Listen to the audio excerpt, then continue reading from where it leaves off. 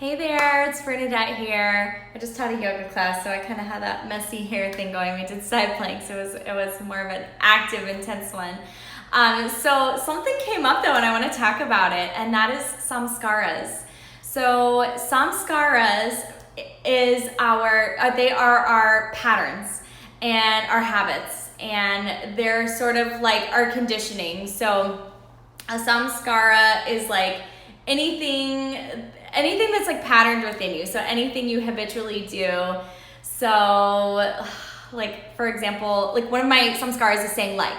Okay, that's just a pattern that I have. It's a speech pattern. And actually the samskaras that came up this morning are speech patterns. So it's funny that came up. So, okay, our yoga practice can help us to identify our samskaras or make us aware of them so that we can identify them out in our lifestyle too.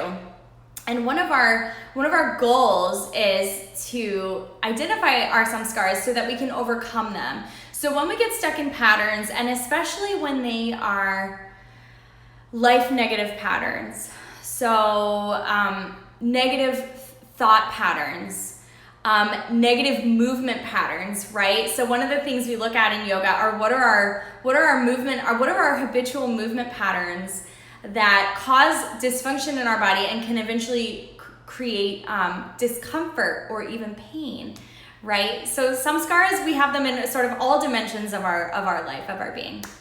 So, but we can use our yoga practice to identify our samskaras. So, and I'll just give you some examples. So one of the things we look at in our yoga practice is our movement samskaras. So we can watch the tracking of our knees in Virabhadrasana, for example, and see if there is some kind of pattern, if our knee bends in or bends out or whatever, and notice that, and then work to create more neutrality and symmetry there, repattern that muscle, and create a more functional movement pattern. So that's like just one really simple example. We can also look at our thoughts in our yoga practice and notice throughout our practice, is my mind going elsewhere? Is my mind going to a negative place? Is my mind completely distracted? And can I create a new pattern of bringing it back to focus, bringing it back to paying attention to my yoga practice? So this is one thing that came up for me while I was teaching this morning, and I just thought it was the perfect opportunity to talk about this a little bit. So while I was teaching, so we have patterns of speech, like I mentioned a minute ago.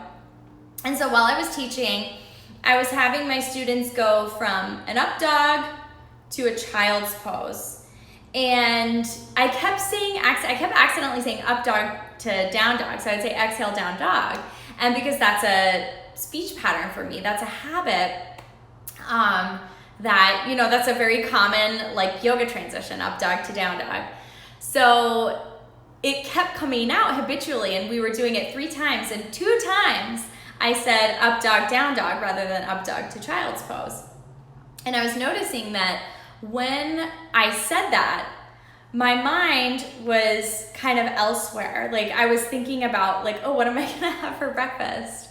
And I was thinking about something else those times. And it wasn't that I wasn't focused on my class. It was just for a split second, my mind drifted. My mind went elsewhere. So my pattern kicked in and I said down dog. So this is how our brain is so amazing. And the reason that our brain and our body creates these patterns is to make life easier for us so that we can move around the planet. Like think about when you get into your car and you don't have to think about where the key goes or where you press the button. You don't have to think about like how to do when you're switching gears or whatever. I don't know that much about cars, but like we get into our car, we do the door, we do our seatbelt, all the things, and we're not really thinking about it, right? We're probably thinking about something else, but our body is doing it and our mind is having us, start the car, put our seatbelt on, all the things, back out of our parking space. So, our brain creates these patterns so that we can actually like function in life, in a way that like is easy and safe for us without having to be so focused all the time. But what can happen is that those patterns can then actually get in our way. right? So like, for example, for me today, my pattern of saying up dog to down dog got in the way of me bringing my students into the right posture. And so I'm like, oh my gosh, you guys, this is a speech samskara for me. Let's talk about it. And I turned it into a yoga teaching because I can, which is so fun.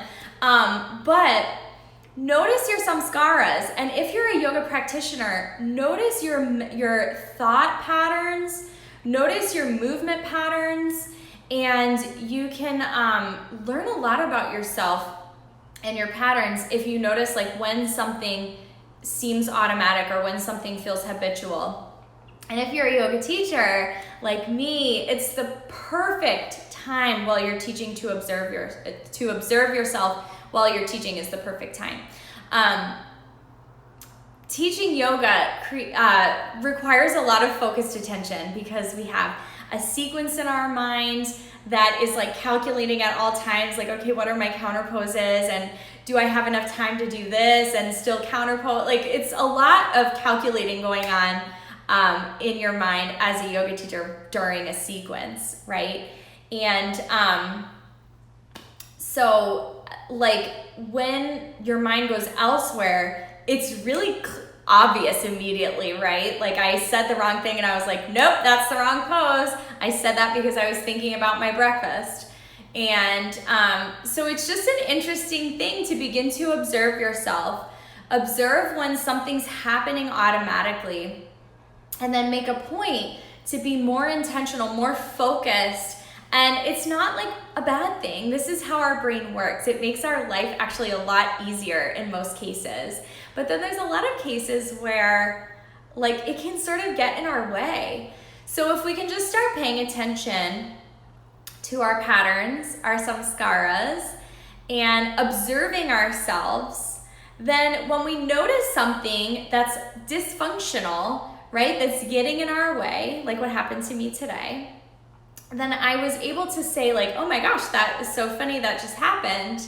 And I was able to really keep myself focused for the rest of class so that I could, not make speech mistakes, which again, like totally isn't a big deal. My students don't care and we laugh about it, but it's just another way to be mindful as you go about your day. So anyway, that's my little spiel on samskaras and my little perfect example of what happened with me today and how I said, oh, that's a speech samskara, I gotta pay attention to that. And it was just a symptom that my mind was tugging me elsewhere.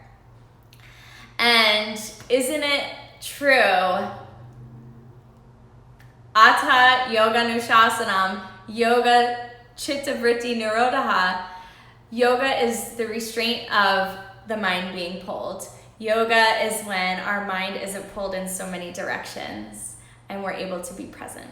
So that's all for today. Any questions about samskaras, or if you guys want to talk about this more, I would love to. You can just leave me a comment or send me a DM. I wish you the best rest of your day, and we'll talk soon.